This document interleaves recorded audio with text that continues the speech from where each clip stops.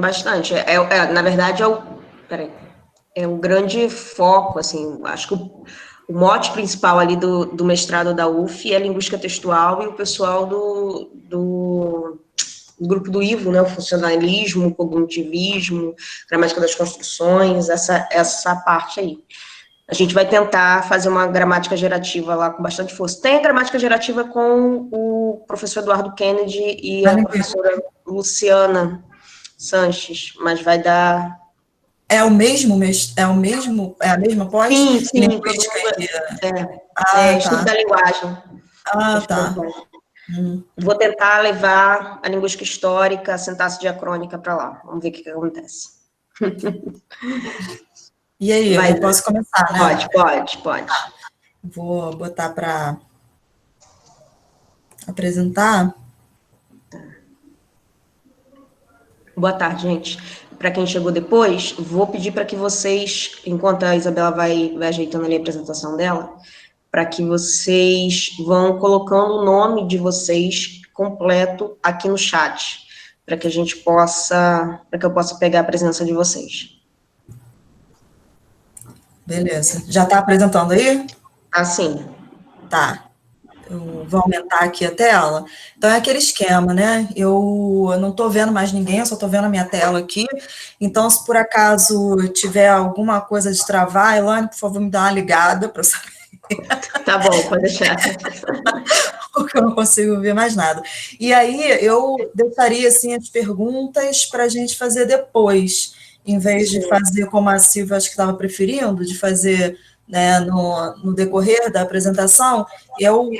Dependendo de mim, eu prefiro que deixe para o final, porque talvez o conteúdo esteja muito grande, e aí, se for o caso dele estar muito grande, aí eu faço uma divisão do conteúdo e deixo o restante para outra semana, tá? Então, é melhor a gente fluir aqui. Então, hoje é a quinta aula, né, que você falou, do Sintaxe em Tudo. A gente vai, teoricamente, começar com a morfologia, né? Só que o nome do curso é Sintaxe em Tudo. Então, desconfiem desse rótulo aí de que a gente vai ter 3 aulas de morfologia agora. Né, o que a gente vai fazer, na verdade, é pegar esse conteúdo de sintaxe, da sintaxe gerativa, para a formação de palavras. E formação de palavras a gente inclui nos estudos morfológicos. Elônia, já posso começar, né? Porque eu estou começando. Pode sim. Então, beleza. Então, o que a gente vai fazer hoje é uma introdução bastante teórica à morfologia distribuída e à exoesqueletal, que são 2 possibilidades de análise de palavras dentro da gramática gerativa, tá? Não se assustem, por enquanto, com os nomes, porque depois a gente vai entendendo o motivo desses nomes aí, tá? Então, os tópicos que eu pretendo abordar hoje são esses aí. As gramáticas, a gramática gerativa especificamente, alguns princípios gerais, as hipóteses lexicalistas e hipóteses construcionistas para o estudo, tanto da estrutura argumental quanto da de palavras, e aí por que a gente vai estudar a estrutura argumental? Se a gente vai falar de palavras, vocês vão ver como é que elas estão relacionadas, essas 2 questões. E aí sim a gente vai entrar nos conteúdos mais específicos, tanto da morfologia distribuída quanto da exoesqueletal. E aí, por que eu vou introduzir com essa separação de gramáticas? Porque até esse momento a gente percebeu pelas perguntas no chat, pelas perguntas perguntadas, né, nas aulas por vocês, que talvez haja uma certa confusão assim desses termos, né? O termo gramática ele é utilizado de diversas formas, né? E ele é mesmo utilizado de diversas formas. A gente tem várias possibilidades de estudar a gramática, né? Sob diversas óticas, né? Então eu trouxe aqui para vocês algumas das principais vertentes gramaticais, né? A gente tem primeiramente a gramática tradicional, que é a mais difundida nos estudos escolares, né, da educação básica, sobretudo, mas também em algumas universidades, né, é aquela que é exigida nos concursos, no vestibular, em grande parte, né. Então, a gramática tradicional, que é essa a que a gente está mais acostumado quando nós falamos de gramática, né, é uma gramática normativa, prescritiva, que tem esse teor prescritivo né, de ditar regras, né, é essa gramática escolar que não observa dados de fala, vocês podem ver né? Ultimamente eu tenho visto bastante para dar aula de morfossintaxe, às vezes a gente tem que fazer uma correlação entre a gramática tradicional e alguma outra gramática que tenha um estudo mais linguístico, né? Ela não observa os atos de fala, ao contrário, os exemplos são, em grande parte, de língua escrita, de língua literária, né? Não fornece ao estudioso da linguagem uma teoria adequada para descrever o funcionamento gramatical das línguas e é baseada, sobretudo, na dicotomia de certo e errado. Né? Então, é por isso que muitas vezes na escola, né, a gente tem essa coisa de falar que não é assim, né, desse jeito, né, desse jeito, questões como concordância, por exemplo. Né? Mas, além da gramática tradicional, a gente tem outras gramáticas, né, provenientes principalmente dos estudos linguísticos. Uma delas é a gramática histórico-comparativa. Né? Ela tem como propósito a comparação de elementos gramaticais de línguas de origem comum, a fim de detectar a estrutura da língua original da qual elas se desenvolveram. Foi daí, por exemplo, que surgiu nosso conhecimento sobre o indo-europeu, né, em que a língua portuguesa está incluída também, né, como que é uma proto-língua que deu origem a boa parte das línguas do mundo, incluindo a língua portuguesa, que vem lá da raiz do latim. Né. A gramática estrutural, e aí quem se lembra de Saussure, quem se lembra do Matoso Câmara, né? A descrição da estrutura gramatical das línguas, observando-as como um sistema autônomo. É daí que começa a surgir o estudo das línguas específicas, né? Até então eram estudos comparativos que a gente tinha das línguas. E é do estruturalismo que surgem os estudos que vão olhar para um sistema específico, né, cujas partes se organizam em uma rede de relações de acordo com leis internas, inerentes, portanto, ao próprio sistema linguístico. Para chegar no ponto em que a gente precisa chegar, que é a gramática gerativa, né, a gente precisa passar antes por uma outra que é bastante concorrente à linguística gerativa, que é a gramática cognitivo-funcional. Nela, o uso da língua é o que é observado, tá? Considerando fundamental para a compreensão da natureza da linguagem. Tem uma visão dinâmica da língua, consideram que a linguagem reflete um conjunto complexo de atividades comunicativas, sociais e cognitivas. Daí surge também o método da sociolinguística, né, porque usa também, quem já ouviu falar de Labov, né, também utiliza desse tipo de dados, né, dados do uso da língua, questões ligadas à variação, também são muito pertinentes aí para essa gramática cognitivo-funcional. Quem é que está com o áudio ligado? Porque eu estou ouvindo... Eu. Não, tudo bem. E, por fim, a gente chega no que a gente está falando desde o início, que é a gramática gerativa. Né? E o que é essa gramática gerativa? Né? A gramática gerativa é uma gramática baseada em um modelo explicativo, sobretudo. Tá? Esse é o principal foco da gramática gerativa, é a explicação dos dados linguísticos, dos fenômenos linguísticos. É uma teoria que concebe a língua ou gramática, porque língua e gramática são coisas que são... relacionadas, não são relacionadas, elas são, de certa forma, sinônimas, como um conjunto de regras gramaticais intrínseco à língua e internalizado pelos falantes nativos. Essa concepção de gramática gerativa, ela dá início à concepção biológica da linguagem. Tá? Então, a linguagem é um módulo da mente que está no nosso cérebro, localizado no nosso cérebro, a gente tem diversos... indícios e provas, se for o caso, de que existe essa linguagem aí que está no cérebro do falante, tá?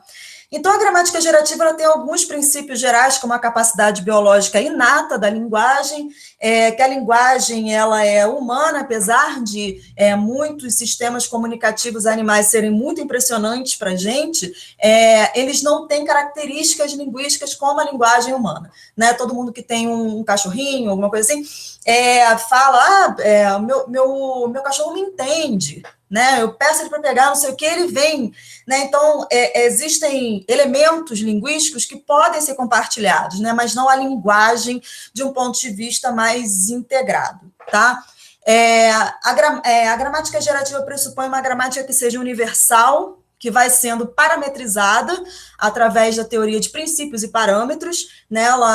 Essa teoria de princípios e parâmetros, que faz parte da gramática gerativa, ela explica como que essa gramática universal, esses dados linguísticos gerais, eles vão ser parametrizados, né? Como é que a gramática universal vai virar a gramática da língua portuguesa? Por exemplo, se você nasce no Brasil, tá? Numa comunidade que fala português, porque no Brasil não se fala só português, né? Outro princípio geral da gramática gerativa é a recursividade, que é o encaixe, né? Acho que a gente já falou sobre isso em outras aulas, mas é um encaixe de sintagmas, uns dentro de outros. O exemplo mais comum que a gente conhece é o de orações subordinadas, né, que a gente vai encaixando. Acho que teve esse exemplo, inclusive, do poema Quadrilha. Existem outros tipos de recursividade, mas, né, esse é o mais conhecido, né? E a modularidade da mente, né? Não só é uma capacidade, a linguagem é uma capacidade biológica, como ela está no nosso cérebro de maneira modular, e ela faz a ligação com outros sistemas cognitivos através da interface, tá? E é assim que a gente limita a tal da recursividade, através de um outro sistema cognitivo, que é a memória, que não autoriza que a gente faça recursividade infinita, né, como é um dos princípios de gramática gerativa, tá?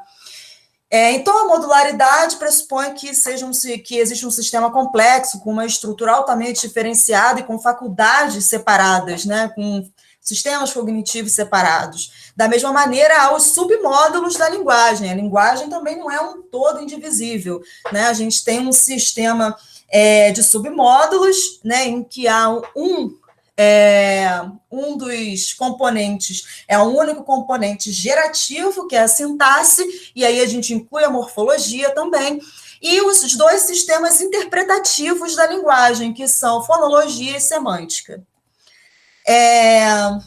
Para além disso, existem elementos linguísticos básicos na gramática gerativa. E eu não diria que são elementos básicos somente da gramática gerativa, mas de qualquer sistema gramatical, tá? Qualquer teoria gramatical precisa ter elementos básicos que são linguísticos. É claro que esses elementos básicos linguísticos, eles vão ser maiores em línguas, por exemplo, incluem questões relacionadas ao uso, né? Mas como não é o caso da gramática gerativa, a gente vai trabalhar com dois elementos principais, as palavras e os arranjos combinatoriais que vão formar a estrutura argumental, tá? Então, as palavras a gente pode dividir em dois tipos de palavras, né? As palavras que são lexicais, que aí a gente pode incluir nomes, verbos e adjetivos, e aí a gente bota o advérbio, depois, se vocês se interessarem, eu explico por que os advérbios não estão aí incluídos como uma das palavras lexicais, embora sejam palavras lexicais.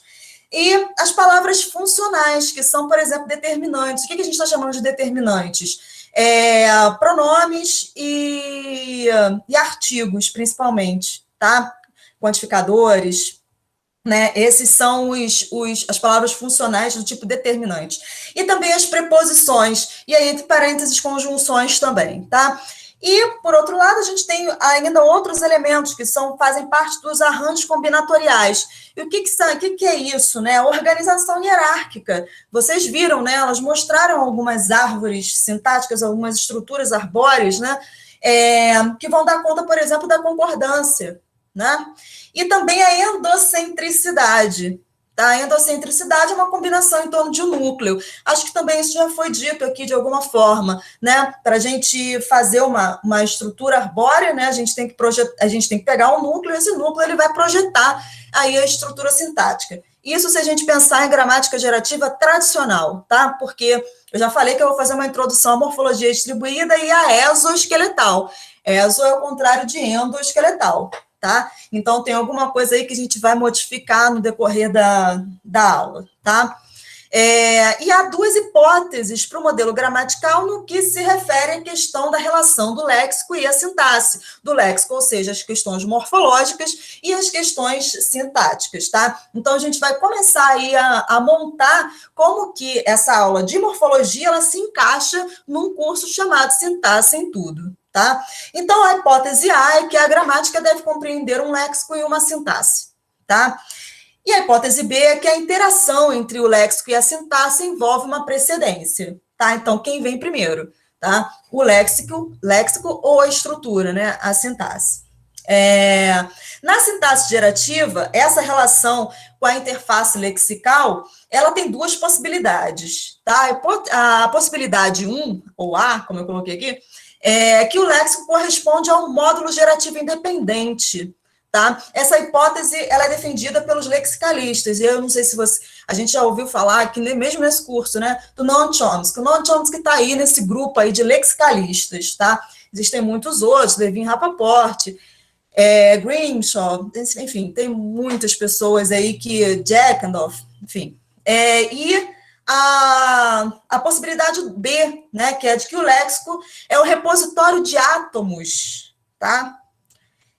Que abastecerá o componente sintático. Essa é a hipótese não lexicalista, tá? Então, esses dois modelos, eles estão aí numa guerra de forças desde o início dos anos 2000, tá? Os modelos lexicalistas, e aí a gente tem alguns dos principais autores, e o construcionismo, né? O construcionismo não é para ser confundido com o construtivismo, tá? Do Piaget, por exemplo, tá? A gente não está falando do construtivismo do Piaget, é construcionismo, tá? Que está basicamente ou completamente ligado à gramática gerativa. Piaget e Noam Chomsky são inimigos, tá? Então, não confundam construtivismo com construcionismo, tá? A gente está falando de coisas bastante contrárias, tá? Então, construcionismo é onde a gente insere, então, os dois modelos de gramática para morfologia, tá? Que vão ser a morfologia distribuída e a exoesqueletal.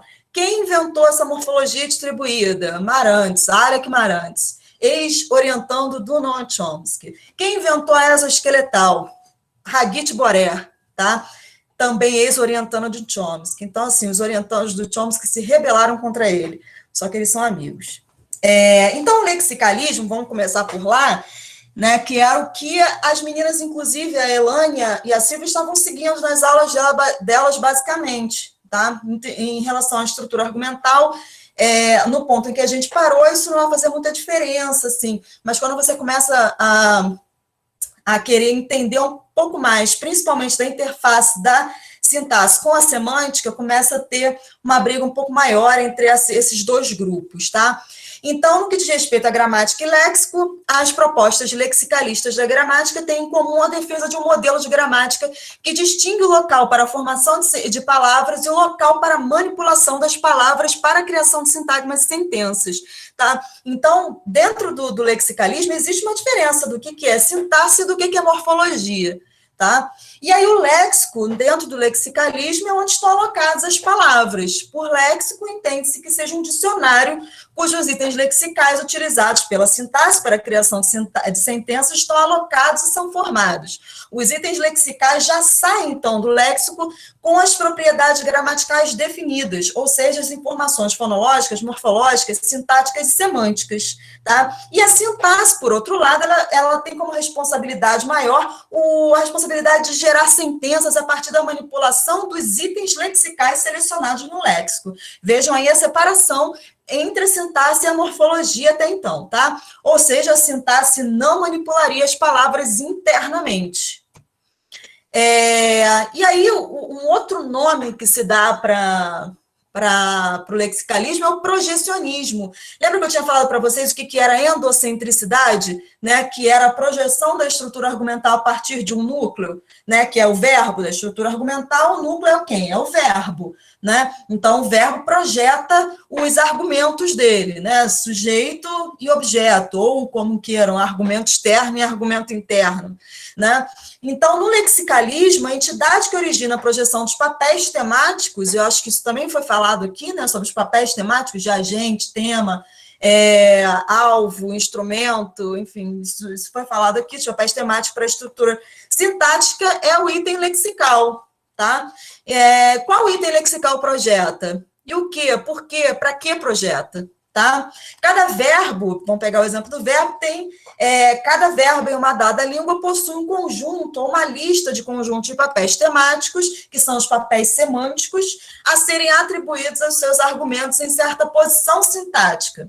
Essas posições sintáticas são criadas por cada verbo de acordo com o papel temático que deve ser descarregado sobre seus argumentos. Argumentos externo e interno, que a gente falou, né? Sujeito e os complementos, a fim de produzir o significado desejado. Quando a inserção lexical acontece, o papel temático de cada argumento sintático é descarregado a partir das potencialidades semânticas internas ao verbo no contexto da inserção, tá? A inserção desses argumentos na estrutura argumental, tá? Ela vai estar sempre relacionada com o verbo ou quem vai selecionar esse argumento. Então, vamos pegar um exemplo aí que já foi dado, tá? Já foram dados exemplos. Vamos pegar o verbo matar, tá?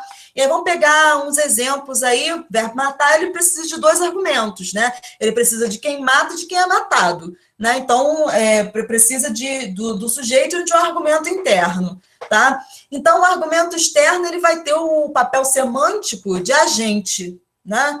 E o argumento interno, que tema, paciente, enfim, tem umas brigas, assim, eu nunca sei, por exemplo, precisar direito de papéis temáticos, principalmente quando ele é tema. Para mim, tudo que eu não consigo incluir em qualquer outro papel temático, eu digo que é tema. Então, vamos pegar aí, o assassino matou seu amigo. Então, a gente tem como significado de matar o tirar a vida, né? Mas a gente tem exemplos de matar um prato de comida, né? A gente tem exemplo de matar a bola no peito. A gente tem exemplo de matar a charada, tá? Então, né, essa coisa, né, por isso que eu falei para vocês antes, né, a questão do papel temático ela é muito complicada. O modelo que dá conta disso, pela hipótese lexicalista, é o modelo padrão. O modelo padrão, que é chamado Standard Theory, pressupõe 2 estruturas, a estrutura profunda, Deep Structure, e a estrutura superficial, a Surface Structure, tá? Esse modelo ele sofreu umas transformações com o tempo, principalmente devido a alguns questionamentos provenientes da linguística experimental. Esses 2 níveis, eles são relacionados através das operações sintáticas chamadas de transformações, tá? Esse item específico que o pessoal da psicolinguística, na época, não teve como confirmar a representação, a realidade psicológica disso, tá?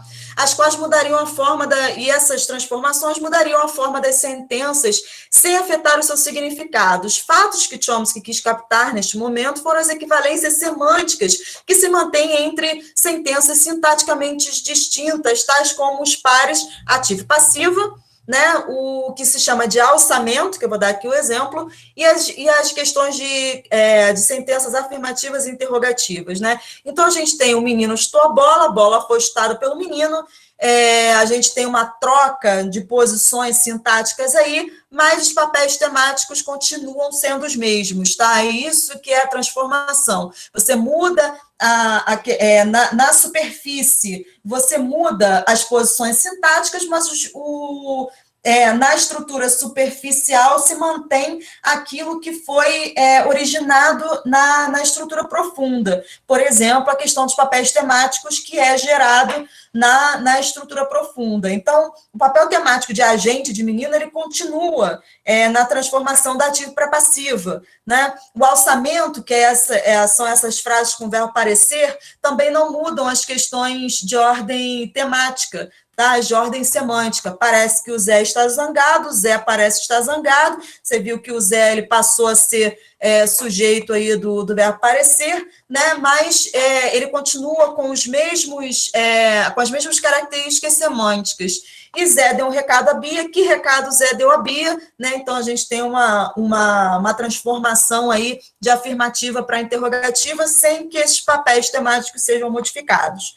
Né, as características, então, gerais do modelo são que os papéis temáticos são preservados, apesar da mudança na estrutura sintática. A interpretação semântica tem como ponto de partida a estrutura profunda. Tá? Esse modelo padrão ele teve alguns problemas tá? Eu já tinha até adiantado que ele ia sofrer algumas alterações, né? Então, o Ray Jackendoff discute vários problemas semânticos, mostrando que a ideia da leitura semântica a ser feita sobre a estrutura profunda não é empiricamente satisfatória, né? E ele mostrou isso, falou sobre ser empiricamente satisfatório, porque havia já alguns estudos provenientes da linguística experimental que demonstravam que essas transformações não eram uma realidade psicológica. E aí, fenômenos de escopo, anáfora, foco, pressuposição forçam a mudança do modelo, e aí tem algumas referências que vocês podem olhar. Um exemplo simples disso está na observação de que a ordem linear de negação e quantificadores afeta a leitura, como, por exemplo, o metrô não afetou muitas pessoas. E aí vai para passiva.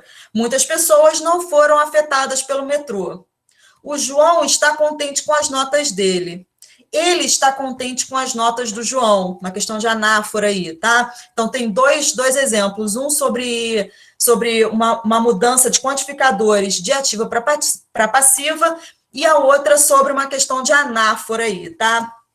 Então, em um, que é o metrô não afetou muitas pessoas não foram afetadas pelo metrô, na formativa, a negação se comanda o quantificador, e na leitura resultante, o quantificador está sob o escopo da negação.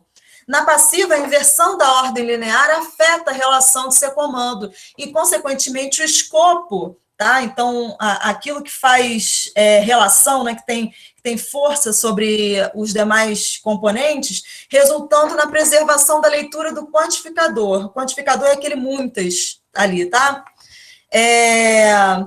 Na 2, que é o João está contente com as notas dele, e ele está contente com as notas do João, né? Então tem uma inversão aí do ele e João, né? Que em questões anafóricas, a Silvia chegou a falar sobre isso na semana passada, né? A teoria da ligação.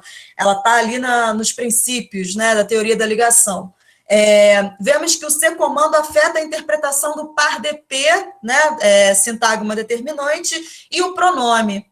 Tá? Então, o João e o ele. Tá? O nome João não pode receber referência idêntica à do pronome ele, porque um nome é obrigatoriamente livre de correferência pelo princípio C da teoria da ligação. Tá? Eu tenho certeza que a Silvia falou isso, não sei se foi na última aula ou se foi na outra aula dela, mas ela falou sobre os princípios da teoria da ligação, tá? Então, tem um problema aí que precisa ser resolvido, porque não estão batendo essas ideias aí sobre a questão dos papéis temáticos e a estrutura argumental, né? Então, a teoria padrão, ela precisou ser modificada e passou a ser chamada de teoria padrão estendida, que daria conta desses casos que aquele outro modelo não estava dando conta, né? Aquele modelo das transformações não estava dando conta.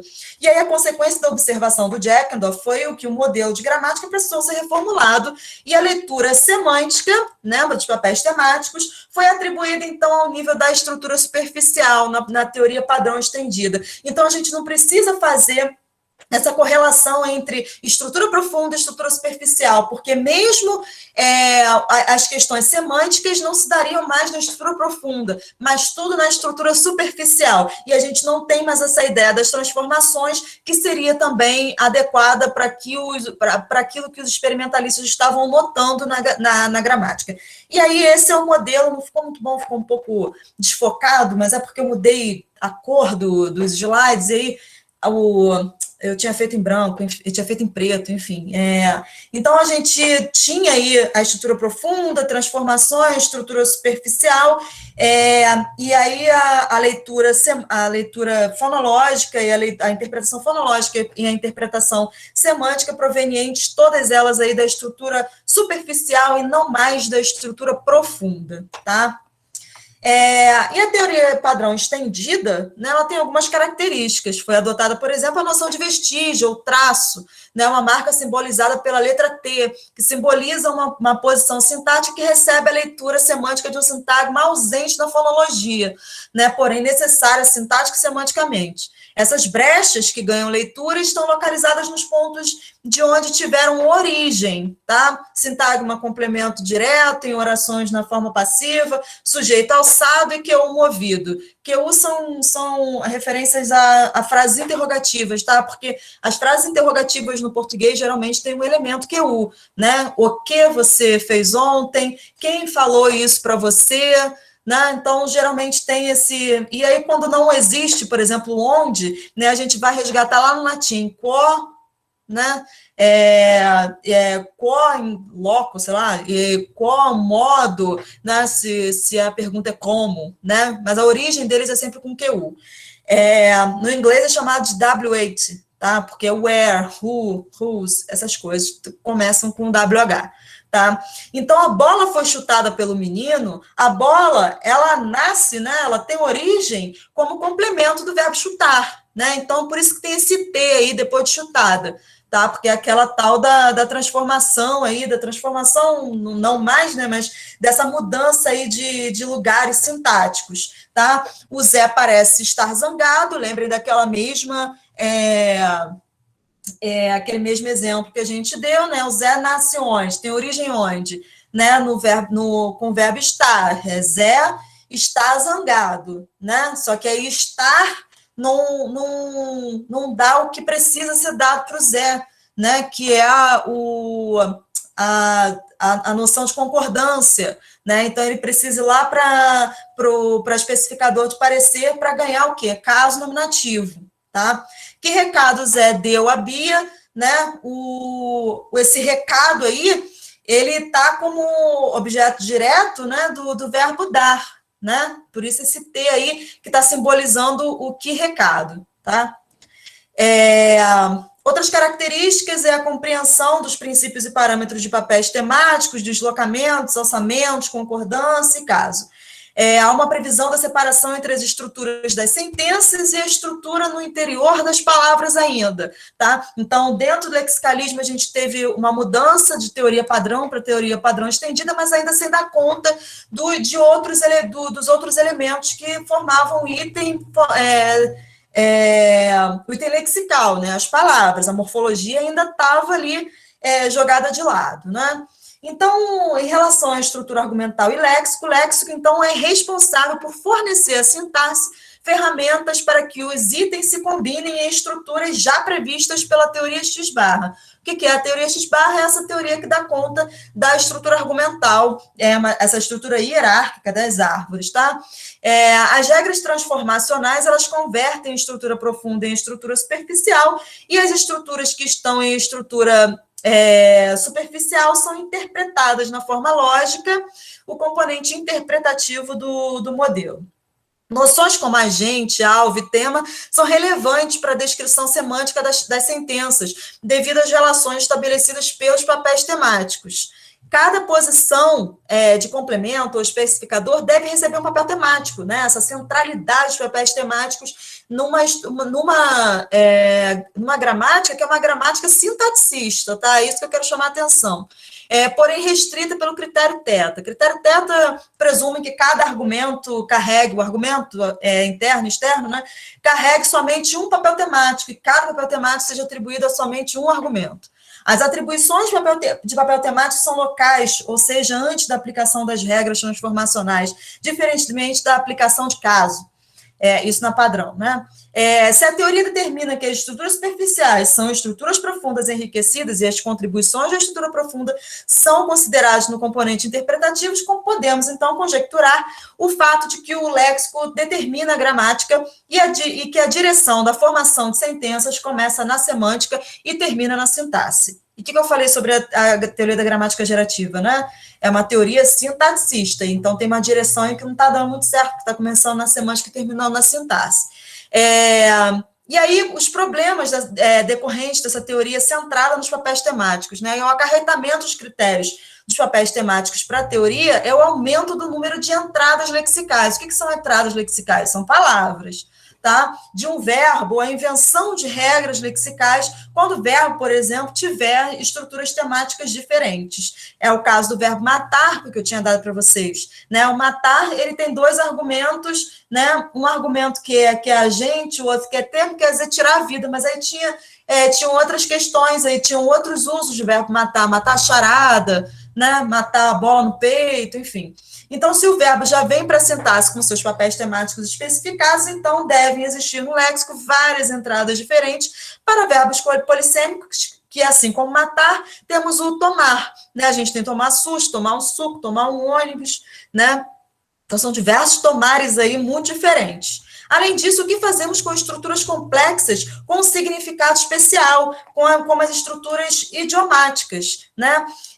No lexicalismo, essa interface entre o léxico e a sintaxe diz que constituintes elementares tinham origem no léxico para a composição na sintaxe. O léxico é a fonte dos itens usados pelo sistema computacional da sintaxe, como a lista. As palavras são criadas no léxico por meio de processos distintos dos processos sintáticos. Eu estou falando isso rápido porque eu já falei isso lá no início, né? E somente no léxico, e esse eu coloquei em vermelho, não é à toa, né? Somente no léxico que estão os significados especiais, os idiomáticos. Então, tudo que é idiomático, ou seja, que não tem uma leitura compatível com o cálculo regular das partes, a gente diz que ele é idiomático, tá? Antes de entrar no idiomático, vamos ver o que é o contrário disso, que é o composicional, né? O que é uma estrutura complexa composicional, tá? Então, vamos pegar essa frase aí, João descascou a maçã. Como é que a gente chega ao significado do que é João descascou uma maçã? O que a gente precisa saber? A gente precisa saber o que é descascar. Tá tudo fora de ordem aqui, tá? Não ficou encaixado. Eu tinha testado isso, mas no final não ficou. Mas o primeiro que era para ser um círculo, ficou uma coisa achatada, tá em cima de descascar, tá? Então, se você sabe o que é descascar, né, e você junta a maçã, você tem que saber algumas coisas, que maçã é uma fruta que tem uma casca, para que faça sentido descascar a maçã, tá? Então, sabendo o que é descascar, sabendo o que é maçã, a gente junta descascar a maçã e a gente encontra um referente no mundo para isso, tá? Então, descascar a maçã, beleza, aí depois a gente insere João, né? E aí a gente tem João descascou a maçã, tá? Nada de surpreendente nisso, né? Você precisa saber o significado das partes, juntando os significados das partes, a gente tem o significado do todo da sentença, tá? Então, faz sentido também com Maria pagou a conta de luz, você precisa saber o que é pagar, o que é uma conta de luz, né? E aí precisa ter alguém que paga essa conta de luz. Beleza, cálculo das partes, pagar, conta de luz, Maria. João engoliu o remédio. Engolir, você sabe o que é engolir, sabe o que é remédio, João engoliu o remédio. Maria chutou a bola, chutar, você sabe o que é chutar, você sabe o que é bola, você chuta a bola, Maria chutou a bola, nada surpreendente, né? Pegou as partes dessa sentença, juntou e deu o significado total da sentença, nada surpreendente, tá? Isso que a gente faz com sentenças como essa daí, né? Descascar o abacaxi. Quando eu digo que eu preciso descascar um abacaxi na reunião de amanhã, eu preciso pegar um abacaxi, né? E descascar o abacaxi na frente dos outros professores do setor de língua portuguesa. Não, né? Descascar abacaxi quer dizer outra coisa. Quando eu digo, pô, paguei o pato pelaquela coisa que você fez, hein, Elaine? Quer dizer que eu dei um dinheiro para um pato? Né? Quando eu digo que, pô, preciso engolir muito sapo às vezes, porque as pessoas são muito esquisitas, né? Quer dizer que eu peguei um sapo e enfiei na minha boca, né? Quando eu digo, cara, quero mais saber disso não, vou chutar o balde, quero nem saber, né? Quer dizer o que isso? É realmente chutar um balde, né? Passou no corredor, deu um chute no balde, o balde derramou água, né? Não é isso. Então, assim, se a gente fizer aquilo que a gente fez nas sentenças anteriores, de juntar, descascar abacaxi, né? Saber o que é descascar, saber o que é abacaxi, juntar, descascar abacaxi, será que a gente chega ao significado de descascar um abacaxi como fazer alguma coisa complicada? Né? Não necessariamente. Então, é daí que nasce o construcionismo, tá? Os modelos construcionistas, eles nascem principalmente para darem conta, né, ou para, pelo menos, darem uma possibilidade de a gente ter uma teoria que dê conta muito bem, não só dos casos composicionais, mas também dos casos idiomáticos da língua, aqueles em que a sintaxe e as semânticas não estão isomórficas, tá? Não tem uma relação de um para um. E aí a gente tem também duas possibilidades de estudar isso, ou através da morfologia distribuída, né, que foi aí inaugurada pelo Marantz, e a exoesqueletal, que foi inaugurada pela Hagit Boré, tá? Então, com o construcionismo, e aí que entra o que a gente pretende desenvolver nessa parte do curso, surge com um novo olhar para o sistema computacional que ganha mais uma responsabilidade, não só da criação de sentenças e sintagmas, mas também de palavras. Tá? Então, na morfologia distribuída, o que a gente vai ter é que sintaxe, sintagmas e palavras são todos construídos a partir de processos sintáticos. Tá? A consequência disso é, obviamente, mais uma mudança na arquitetura do modelo de gramática. Tá? E o que antes era considerado léxico, né, as palavras, é explodido e o sistema computacional agora possui 3 listas, cada uma delas responsável por diferentes fases da derivação sintática. Uma solução, então, para os problemas em relação à interface sintático-semântica do lexicalismo. Né? Então, além dos vários componentes da construção, o morfema categorizador. O que é o morfema categorizador? É o que vai transformar uma raiz num verbo, uma raiz num adjetivo, uma raiz num advérbio ou uma raiz no nome. Tá? Nomes estão incluídos aí os substantivos. Tá? O morfema categorizador é um componente essencial, então, do contexto sintático, que transforma uma raiz em um verbo, por exemplo, mas poderia ser qualquer outra categoria morfológica. Então, nessa junção da raiz com o primeiro morfema categorizador, é onde se negocia o significado. Não sei se vocês já ouviram falar da arbitrariedade saussuriana, a arbitrariedade do signo. Tá? A morfologia distribuída mostra esse ponto, onde que ocorre esse ponto da negociação de significado nas palavras. Tá? Então, é na raiz com a inserção do primeiro morfema categorizador. Tá? Uma das características principais aí da morfologia distribuída é o que se chama de syntax all the way down. Então, eu e a Elaine, a gente tem um outro curso que se chama sintaxe até embaixo. É daí dessa expressão da morfologia distribuída que surge o nome do nosso outro curso, e é daí também que deriva o sintaxe em tudo, tá? Porque é sintaxe até nas palavras. Tá? Então, vamos olhar como é que acontece isso, né? O que é isso de sintaxe nas palavras? Né? A gente viu aí o que é a composicionalidade na estrutura argumental, né? Na estrutura de sentenças, e agora a gente vai dar uma olhada aí o que é essa sintaxe na estrutura de palavras. Vamos pegar umas palavras complexas, bem grandonas, do tipo nacionalização e globalização. Tá? Então, essa é a estrutura básica dessas palavras grandes, do tipo nacionalização e globalização. Como é que a gente estrutura uma palavra como essas, né? Como essas, porque são duas. O que é a raiz da palavra globalização? Né? A raiz da palavra globalização é esse GLOB, tá? É globe, tá? Globe. Essa coisa do aberto e fechado. Globe, né? Qual é o primeiro morfema categorizador dessa palavra? Qual é a primeira palavra que está lá junto com essa raiz, né, que é GLOB? É o nome globo. Né? A partir de globo, a gente forma global, globalizar e globalização. Né? Mas a junção, a primeira concatenação que a gente tem de uma raiz com um categorizador, que vai dar a categoria de uma palavra, né, que é aquilo que eu já falei, nome, adjetivo e verbo, basicamente. A gente tem os advérbios, porque a gente tem no português uma marcação específica, que é mente, mas isso não acontece em qualquer língua. Então, a gente tem, nesse ponto em que a gente tem GLOB, que é a raiz, com esse primeiro morfema categorizador, que é, nesse caso aqui, zero fonológico, porque a gente não tem em globalização o O de globo, né? Então a gente coloca esse zero cortado aí, porque quer dizer que fonologicamente ele não está presente, mas o morfema dele abstrato está, né? A gente tem a negociação de significado, é nesse ponto aí, tá?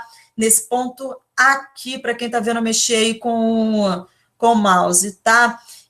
Nessa junção da raiz com o primeiro morfema categorizador, a gente tem a formação de significado básico, composicional. O resto vai ser acréscimo de uma semântica regular do que é o adjetivador ao no português, do que é o verbalizador izar no português. Né? Tudo que termina com izar no português é um verbo. O que termina com ao no português é adjetivo. E o que termina com são no português é nome. tá? Então, por isso que ele é um nominalizador, porque ele vai formar um nome, por isso que isar é um verbalizador, porque ele vai formar um verbo, por isso que o ao é um adjetivador, porque ele vai formar um adjetivo.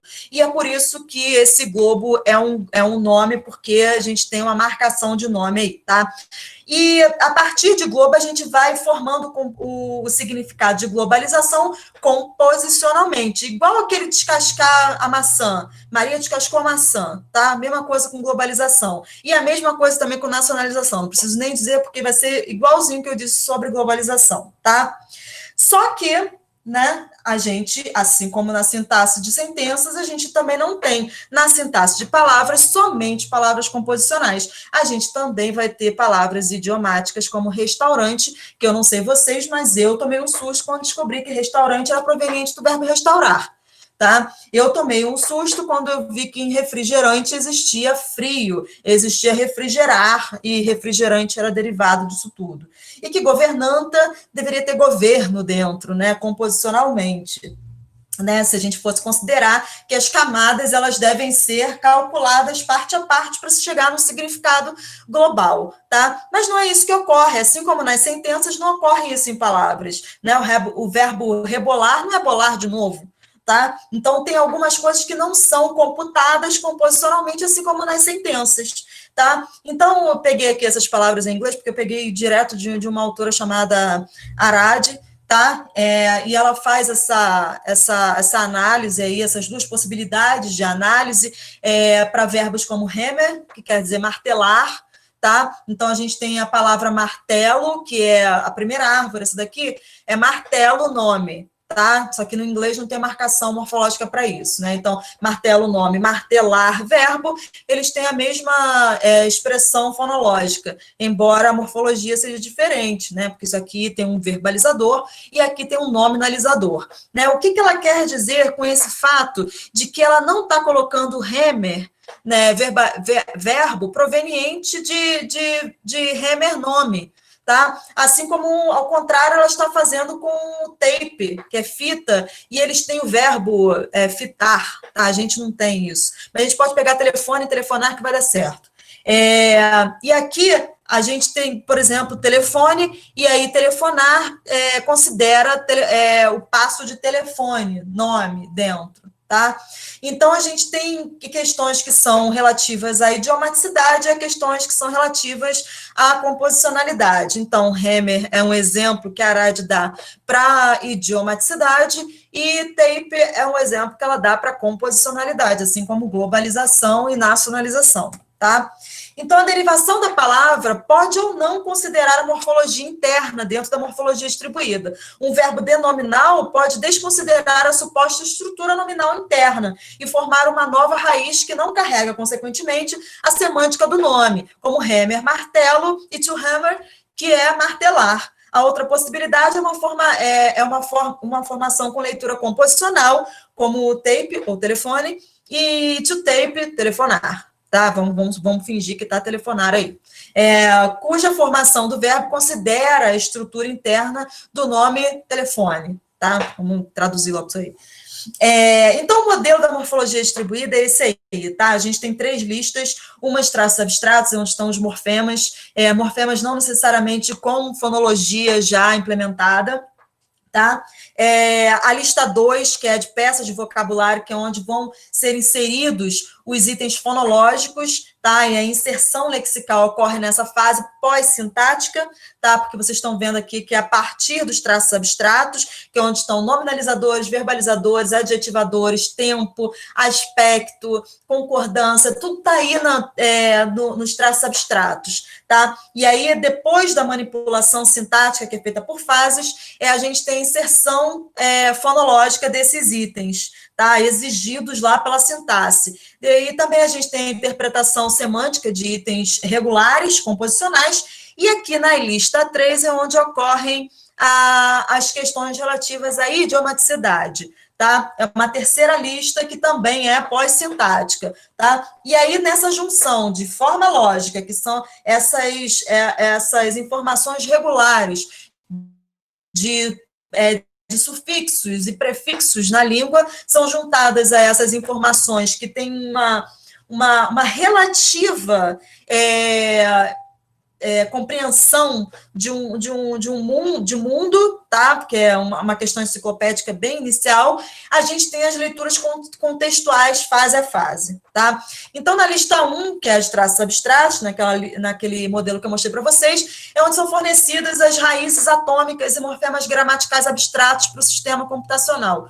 Os conjuntos de morfemas gramaticais abstratos são determinados pela gramática universal e talvez por princípios particulares a cada língua. A lista 2, o vocabulário, fornece as formas fonológicas para os nós terminais sintáticos. Há um debate entre o Marantz e Boré a respeito da fase da derivação em que entra a forma fonológica das raízes. Harley também entra nesse debate, se é na lista 1 ou se é na lista 2, por exemplo. A Boré certamente vai dizer que é na lista 2, mas o Marantz e a Harley não estavam ainda tão certos disso. A lista 2 inclui informações sobre as conexões entre conjuntos de morfemas gramaticais e traços fonológicos, que são as regras de inserção. Os itens de vocabulário competem para a inserção, ganhando a competição mais especificado quanto aos traços albergados pelo nó onde deverá ser inserido. Então, questões como o verbo estava, por exemplo, né? Essa subespecificação vem daí, né? O estava, ele pode ser para a primeira ou terceira pessoa do pretérito perfeito, né? Singular. E a lista 3, ou enciclopédia, lista os significados especiais de raízes particulares em contextos sintáticos específicos dentro de domínios locais. Não é gerativa, assim como também não é a lista 2, mas também pode ser expandida. Tá? Então, algumas propriedades básicas da morfologia distribuída são essas aí, de inserção tardia. O que quer dizer isso? Que os itens da lista 2, de itens de vocabulário, a informação fonológica na estrutura sintática, criada pelo sistema computacional, ocorre após a construção do esqueleto sintático de palavras e sentenças, isto é, pós-sintaticamente. Subespecificação de item de vocabulário, eu tinha acabado de falar sobre a lista 2, né? O item de vocabulário escolhido para ser inserido no nosso sintático terminal não precisa conter todos os feixes de traços contidos no nosso sintático candidato para inserção. Em uma competição de itens de vocabulário para a expressão do morfema, o item com todos os traços do morfema, ou que contém um subconjunto de traços mais especificado, é o que ganha a competição. É o tal exemplo que eu falei do eu estava, ele estava, tá? E a estrutura hierárquica all the way down, tá? Que é aquela que eu também já tinha falado para vocês, que a sintaxe está embaixo, a sintaxe está nas palavras.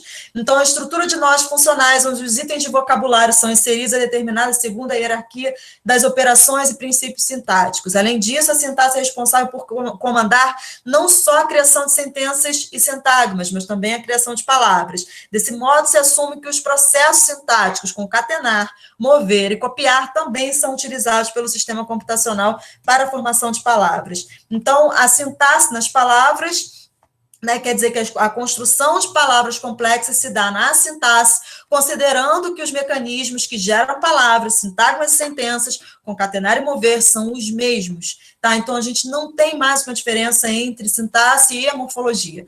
Tá? Tudo é sintaxe. Então, sintaxe em tudo vem daí. O que vai diferenciar uma categoria de nível lexical de uma categoria frasal vai ser a função das categorias dos constituintes envolvidos, não as operações que as combinam. Tá? Então, por exemplo, a gente vai ter no nível da palavra categorizadores como nominalizadores, adverbializadores, verbalizadores, mas a gente não vai ter, por exemplo, na implementação de uma palavra, de uma palavra o tempo, porque o tempo é dado na sintaxe, tá? Na sintaxe de sentença. Então, só para a gente relembrar por que a gente introduziu o construcionismo em toda essa teoria da gramática gerativa, né? Porque tem a ver com a questão de significados especiais, né? Então, a descrição dada no lexicalismo é a de que o léxico fornece correspondências entre som e significado para a unidade do tamanho de uma palavra, enquanto a sintaxe fornece tais correspondências para construções feitas de palavras. Né? Isto porque palavras têm significados especiais, enquanto estruturas sintaticamente derivadas têm significados previsíveis, construídos a partir de significados das partes das estruturas internas. E aí o problema disso, né, é que, considerando significado de expressões idiomáticas, não parece haver uma divisão muito nítida, né, lá no lexicalismo, entre o significado especial de palavras, como restaurante ou governanta, e o significado especial de sintagmas, como entrar pelo cano, chutar o balde, descascar um abacaxi, a vaca foi para o brejo, a cobra vai fumar. Né? Para o Jackendorf, que é um ícone do lexicalismo, né? O que ele faz para solucionar essa questão de significados especiais? Ele expande o léxico para incluir tais expressões idiomáticas. Tá? Então, chutar o balde, por exemplo, ele é considerado uma palavra, assim como governanta. Tá? Entretanto, expandir o léxico parece não ser uma solução, pois não é verdade que uma construção de qualquer tamanho possa significar qualquer coisa. Além disso, a gente tem um problema de interface com a memória, porque você começa a ter um sistema muito menos econômico, de você colocar tudo para dentro do léxico. Né? Enquanto que o Marantz ele vai mostrar que o núcleo sintático que projeta o agente define, então, domínios de localidade para significados especiais, observando que nada acima deste domínio pode servir de contexto para o significado especial de qualquer raiz abaixo deste núcleo, e vice-versa. E essa, então, é a fronteira para os significados, para o domínio de significados especiais dentro da morfologia distribuída. Significados especiais, eu quero falar sobre idiomaticidade, tá? De significados que não são composicionais, significados idiomáticos, inclusive de expressões idiomáticas. Então, nas expressões idiomáticas, nunca o agente dessa estrutura vai estar incluído nas expressões idiomáticas, tá? Então, quando a gente diz descascar o abacaxi, se foi o João, se foi a Maria, pouco importa. Pagar o pato é a mesma coisa, porque a expressão é pagar o pato, descascar o abacaxi, chutar o balde e engolir sapo, tá?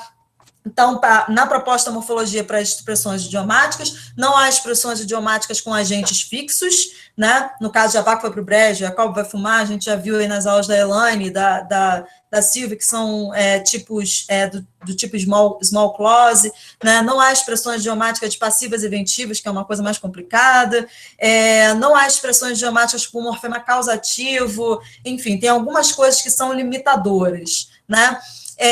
E aí a gente tem a passagem da morfologia distribuída para a exoesqueletal, e a principal mudança aí do modelo é que, na hipótese da morfologia distribuída, existe uma proposta para o ponto da derivação em que ocorre a convencionalização do significado. Eu disse para vocês que era onde? No ponto em que unia, né, que concatenava raiz com o primeiro morfema categorizador. Né? Então, esse é um ponto principal aí de divergência desses dois modelos dentro do construcionismo. Tá? Como é que se dá essa passagem aí da morfologia distribuída para a exoesqueletal? A gente vai ver isso melhor nas próximas aulas. Hoje a gente só quis introduzir um pouco os dois modelos, em que contexto que eles nascem. Tá? E para a exoesqueletal, ao contrário, você não tem essa limitação de questões arbitrárias do signo relacionadas à raiz e ao primeiro morfema categorizador. Para ela, para Hagit Boré, que arquitetou a exoesqueletal, esse ponto ele pode ocorrer em qualquer ponto da derivação morfológica ou sintática, como queiram. Tá? Então, não existe um ponto limitador como o da morfologia distribuída. Para ela, essa arbitrariedade do signo ela pode ocorrer em qualquer ponto da derivação. E ela pega o caso de act, react, reaction e reactionary, né, para introduzir isso daí, que dá certo também em português. Tá? Então, reacionário não é necessariamente quem reage, tá? É uma pessoa mais conservadora, é o contrário daquilo que a gente imagina o que seja, tá? Então, a convencionalização do signo, ela pode ocorrer na palavra reacionário, sem que você precise desconsiderar a morfologia interna dessa palavra, tá? Que é o que acontecia, né, se a gente considerar aquelas estruturas que eu mostrei para vocês lá do Hammer, né? E que era o martelar, que não considerava o martelo dentro de martelar, tá?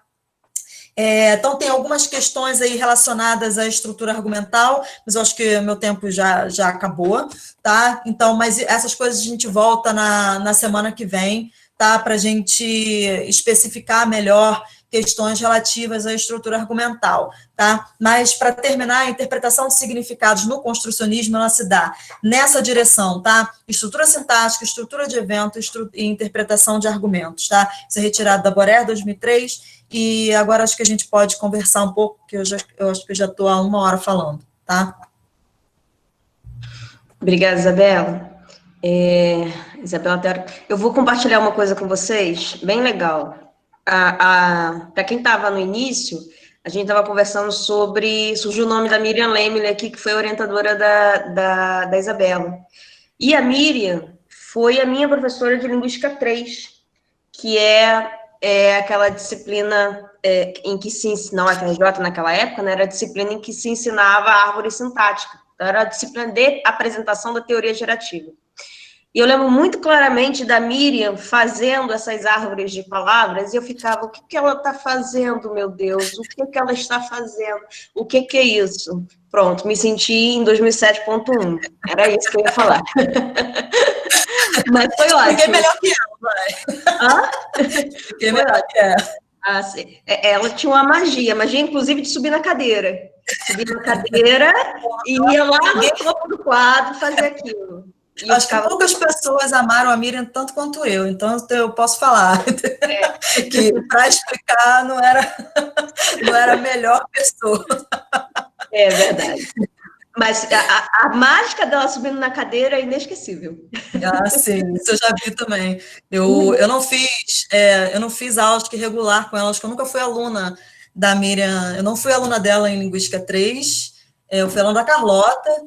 Depois eu fiz Linguística 3 com ela como ouvinte, na verdade, porque aí depois eu fiz até prova com monitoria, fui monitora dela, que ela era coordenadora, né, da monitoria 3.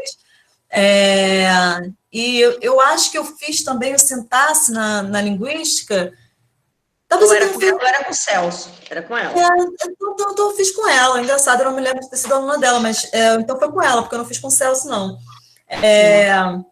Mas ela introduz, ela estava falando de coisas difíceis, né, de estruturas, e aí daqui a pouco vinha o nazismo no meio, né? Não sei se isso acontecia isso depois, não. Ou então ela resolvia sair da sala, ia passear nos corredores da UFRJ. E deixava a gente lá pensando nas árvores, que ninguém sabia mexer. Mas era ótimo. Vamos lá. Quando veio a morfologia distribuída, e complicou ainda mais, né? Que as árvores... Cara, vamos lá. Estou tentando achar a pergunta do Patrick, mas eu acho que o Patrick pode fazer essa pergunta, se ele não se sentir muito tímido, que ele diz assim, ó, isso de alguma forma, e ele estava falando da morfologia distribuída, da parte para o todo, das relações que são estabelecidas, inclui o contexto, ou seja, os elementos extralinguísticos? Não, a gramática gerativa a gramática gerativa, de um modo geral, né, ou de modo geral não, né, muito especificamente, não inclui questões extralinguísticas, né, essa daí está incluída na gramática cognitivo-funcional, né, que eu mostrei lá num dos primeiros slides, né, então questões extralinguísticas nunca entram nas interpretações, seja ela qual for, da gramática gerativa. Né? A morfologia distribuída dá lá naquela lista 3 uma possibilidade enciclopédica. Né? E essa possibilidade enciclopédica ela já está fora da gramática. Né? Então, já é uma relação pragmática. E dentro da gramática gerativa existe quem interprete a pragmática como parte do sistema gramatical, e não do sistema extralinguístico. Eu tenho até um livrinho aqui, depois eu posso pegar e passar como referência para vocês uma pessoa que faz uma análise da pragmática, que em princípio seria alguma coisa extralinguística, né, de interpretação de mundo, né, mas que coloca para dentro da gramática de um sistema computacional mesmo. Então, a gramática gerativa e as gramáticas os modelos, né, construcionistas de gramática gerativa não consideram informações extralinguísticas na formação, né, elas são dadas só no final da derivação, né, quando toda a arquitetura gramatical já foi feita. Mais gente. De nada, Patrick. Oi. Oi. Oi, Marcos. Ouvimos sim. A minha pergunta é sobre essa questão da semântica também, que me deixou um pouco na dúvida. Ali, então, as expressões idiomáticas são vistas como uma coisa só, uma construção só? Não entendi muito bem isso. Sim, em questão, porque o que existe ali é uma relação não isomórfica entre a estrutura sintática e a interpretação semântica.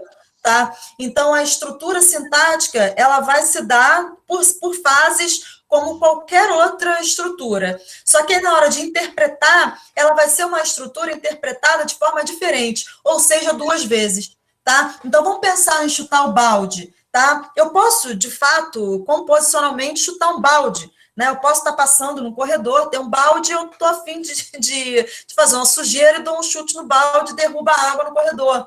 Tá? Então, isso pode ser composicional, né? Então, a gramática ela está pronta para agir em relação às estruturas composicionais, aquelas em que ela vai ter que juntar uma parte com a outra, né, para sair um significado total daquilo ali tudo, né? Daquela estrutura inteira. Tá? Só que eu posso ter também chutar o balde nesse contexto que eu falei para vocês, né?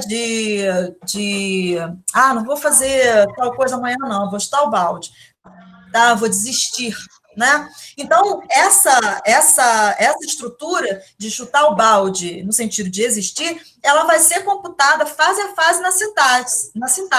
Mas lá na lista 3, é como se ela tivesse que passar de novo por ali. Tá? Então, vai passar chutar, vai passar balde, vai passar Isabela chutou o balde, tá? As fases dessa estrutura. Só que, no final, isso não vai ter compatibilidade com o que eu quero, tá? Com aquilo que eu desejo, com aquilo que faz mais sentido naquele contexto, tá? Então, o que vai acontecer? Aquela estrutura vai passar de novo pela lista 3, só que aí já com o significado daquela estrutura, né, inteira, tá? Chutar o balde no sentido de desistir, né? Isso é arbitrário, porque kick the bucket, em inglês, que é chutar o balde, literalmente, quer dizer morrer, tá? Então, essas coisas, elas são arbitrárias também. Assim como a arbitrariedade na palavra, a gente pode ter uma arbitrariedade de estruturas maiores, né? Que é essa, por exemplo, tá? Você acha que eu expliquei, Marcos? Sim, explicou sim, obrigado. Nada. Mas, gente...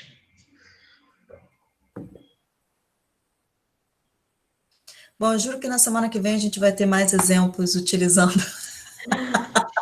Vou até mostrar coisa com literatura semana que vem. É legal, porque é uma abordagem diferente daquela que eu e Silvia apresentamos. Elas caminham ali em paralelo, uma surge a partir da outra, né? Tem sempre um ponto em comum, mas que mostra o desenvolvimento da ciência, que mostra o quanto a gente pode pensar linguística, e aí com o que você vai trazer na próxima semana, mostra o quanto que essas abordagens podem expandir a forma que a gente tem de levar o ensino, né? Se nós formos pensar... Eu já vi um pouquinho dessa aula que a Isabela vai dar semana que vem, no Sintaxe até embaixo, que é o outro curso, né?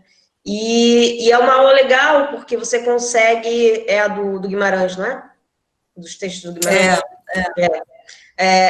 Você consegue ver com as palavras do Guimarães como que a formação da palavra vai acontecendo, e você consegue chamar a atenção do aluno, saindo de um método tradicional. Eu acho que isso a gente tem repetido aqui nas nossas aulas, que para entender esse curso Sintaxe em Tudo, a gente precisa abstrair o modelo tradicional. Nós estamos tentando mostrar para vocês uma coisa diferente, uma forma diferente de fazer uma abordagem do ensino de gramática. Nem sempre ela vai se aplicar, mas quando ela puder ser aplicada, é ótimo. A gente vai lá, lança a mão e aplica uma metodologia que, de fato, pode dar certo, chama a atenção do aluno, porque é uma metodologia que vai fazer o menino pensar.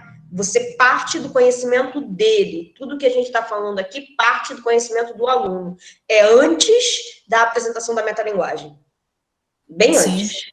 É um passo antes. Isso aqui que a gente está fazendo é a apresentação de conteúdo. É antes da metalinguagem. A metalinguagem esse é um conhecimento que o professor deve ter, e não necessariamente o aluno, né? Mas é um conhecimento que a gente tem que ter mais consciente do que a gente tem, né? Porque os professores, nós que somos falantes nativos, todos temos esse conhecimento, né? Mas a gente não tem esse conhecimento explícito, né? A gente precisa só torná-lo explícito para que a gente seja professor com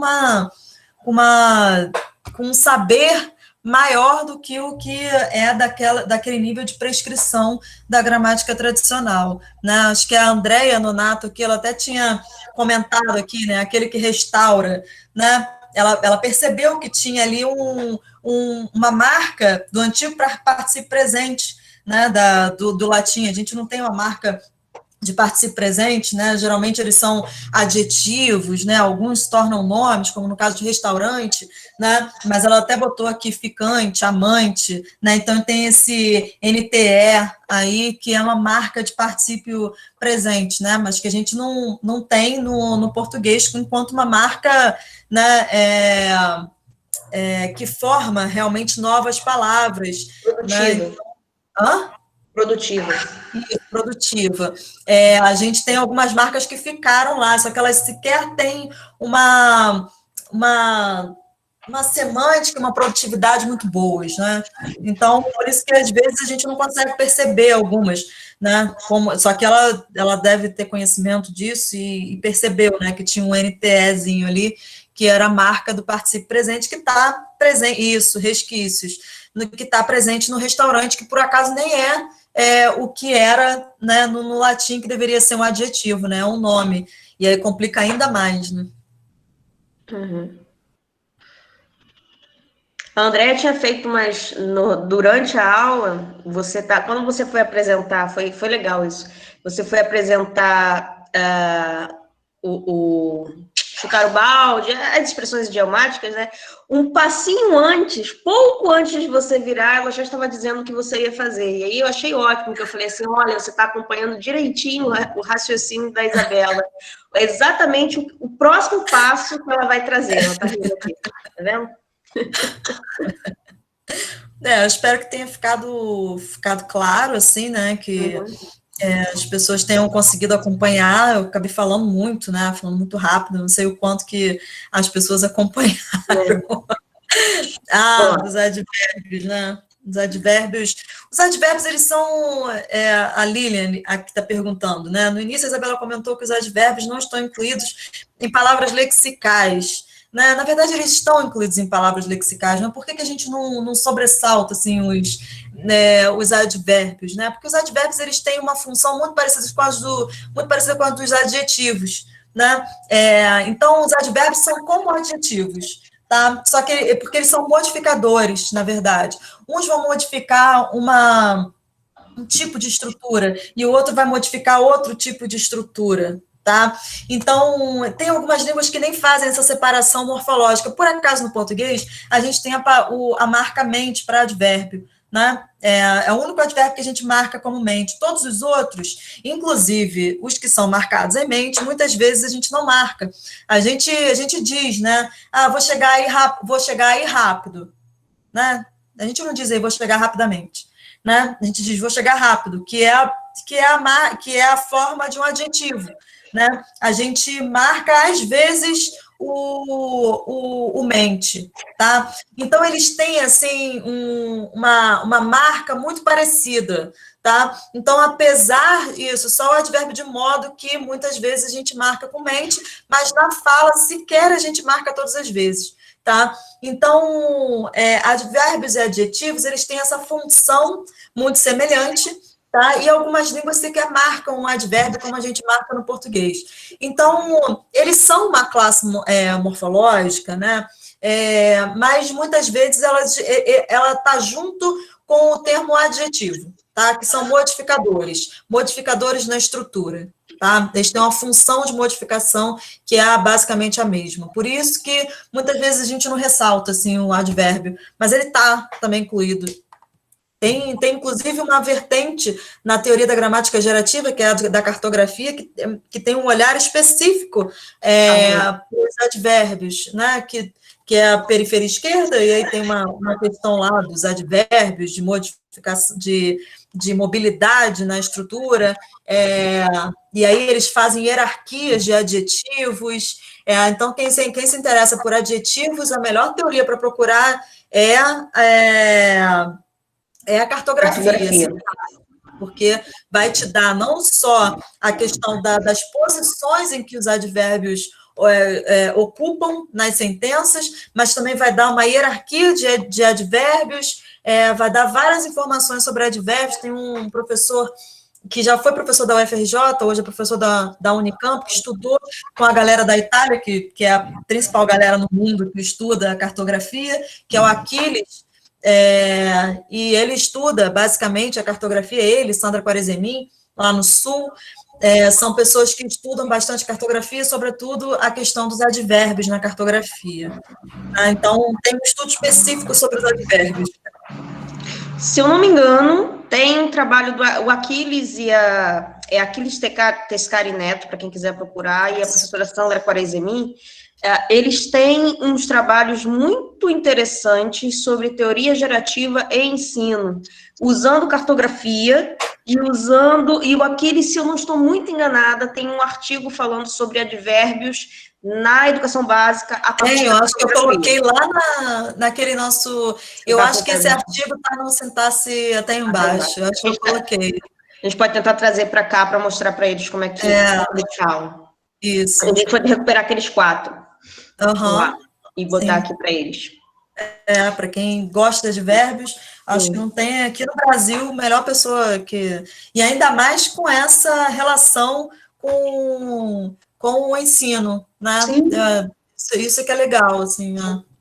Eles têm um trabalho muito concreto já está muito claro o delineamento do trabalho deles em relação ao ensino, em relação a trazer a questão da teoria gerativa para o ensino de gramática e como que isso pode se disseminar.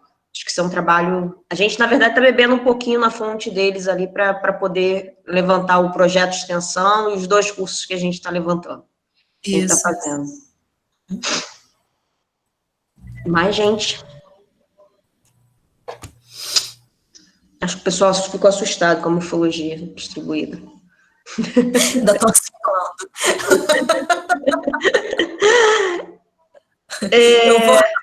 Eu vou voltar a alguns pontos na semana passada, até porque no final eu vi que eu estava falando muito, assim, eu comecei a falar muito rápido, eu parei, porque eu ia entrar na questão da estrutura argumental, e como o foco hoje era basicamente a morfologia, aquela parte da estrutura argumental eu posso deixar para depois.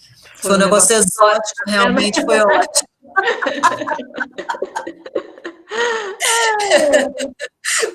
Um pouco exótico. A Miriam usava, só que ela usava o sinônimo dela para exótico era strevutza, que é o que se chama de exótico, né?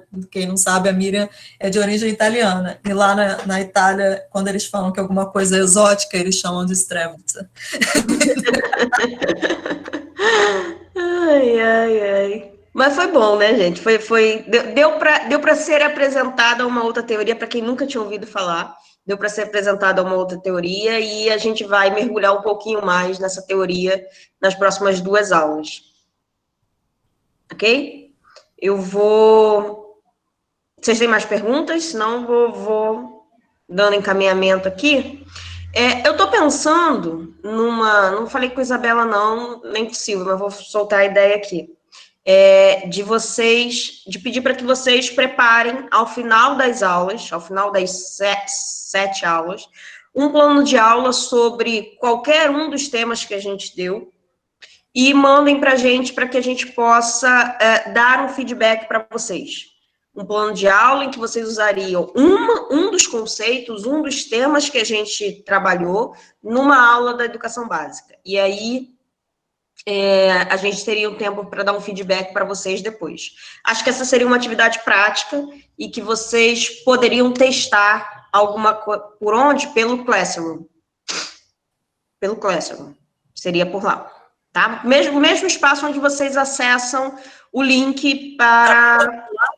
No Classroom? Todo mundo que está aqui está lá no Classroom? Tá, todo mundo que está aqui tem que estar no Classroom, que é a única forma que tem para entrar. Não tem mandado mais e-mail. Pelo Classroom, tá. Tá? E aí a gente vai programar isso, fechar direitinho entre a gente e a gente envia a proposta para vocês.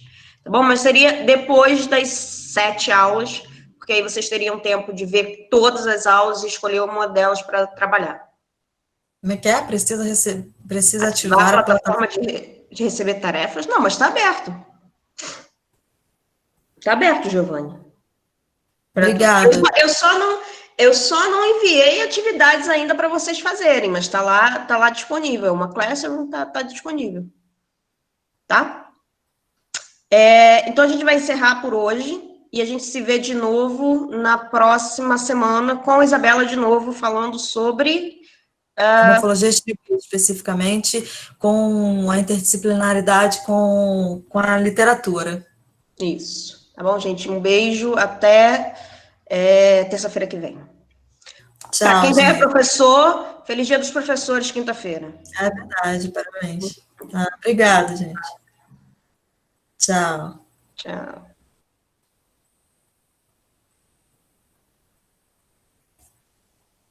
Foi.